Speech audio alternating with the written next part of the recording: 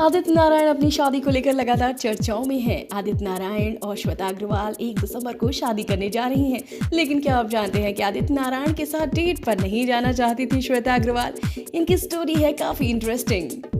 इनकी love life बिल्कुल फिल्मों की तरह ही है। श्वेता अग्रवाल एक्ट्रेस हैं, ये आप सब जानते ही हैं। उन्होंने आदित्य नारायण की बतौर लीड एक्टर डेब्यू फिल्म शापित में उनके ऑपोजिट काम किया था। फिल्म के सेट पर ही दोनों की पहली मुलाकात हुई थी और यहीं से मुलाकात पहले दोस्ती और फिर प्यार में बदल गई। लेकिन ये सब इतना आसान नहीं था, क्योंकि श्वेता को रिझाने और मनाने के लिए आदित्य को खूब पापड़ बेलने पड़े थे। सोर्सेस की माने तो एक इंटरव्यू में खुद आदित्य ने इस बात का खुलासा किया कि श्वेता ने पहले पहल उनके प्रपोजल को ठुकरा दिया था। आदित्य बताते हैं कि जब सेट पर मुलाकात हुई, साथ में शूटिंग शुरू की और बातचीत होने लगी, तो एक दिन आदित्य ने श्वेता को लंच डेट पर ले जाने के लिए इनवाइट किया।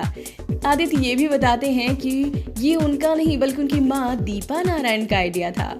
आदित्य ने कहा कि हालांकि मैं उसका अपना पहला डेट नहीं कहूंगा, ऐसा इसलिए कि हम उस समय हमारी फिल्म शापित की शूटिंग कर रहे थे। मैंने श्वेता से साथ में हैंग आउट और लंच के लिए पूछा था। ये कहीं से भी डेट जैसा सेटअप नहीं था। असल में उसने मुझे रिजेक्ट भी कर दिया था। मैंने उससे पूछा कि क्या हम सेट की बजाय बाहर कहीं चलकर लंच करें, तो उसने मना कर दिया।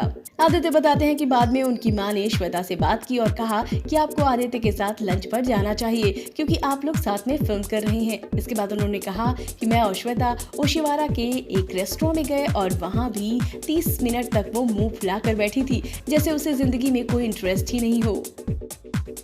आदित्य हंसते हुए कहते हैं कि बहुत बड़ी मेहरबानी की थी सामने बैठ के। आखिरकार जब हमारी फिल्म की शूटिंग खत्म हुई तो मुझे याद है कि मेरे कुछ कजन्स आए थे। वो लोग मुझसे मिलने कोलकाता आए थे। मुझे अच्छी तरह से याद है कि वो पहली बार था जब मैं श्वेता को पसंद आया था। वो फैमिली के साथ मेरी बॉन्डिंग देखकर बहुत खुश थी। तब उसे एहसास हुआ कि मैं फैमिली मैन हूँ और मेरे लिए रिश्ते मायने रखते हैं। इतना ही नहीं, आदित्य ने यह भी बताया कि उसने मेरे बारे में बहुत सी बातें सुन रखी थी, जैसे कि मैं लड़कियां घुमाता हूँ। इसके बाद वो हंसते हैं और फिर कहते हैं कि मैं समझ सकता हूँ कि क्यों वो इतनी हिचक रही थी। जब हम अपनी फिल्म प्रमोट कर रहे थे, श्वेता ने मुझे गाते हुए सुना और तब उसे लगा कि मैं अच्छा गाता भी हूँ। कुल मिलाकर वो पहले मेरी आवाज के प्यार में पड़ी और फिर बाद में मेरे।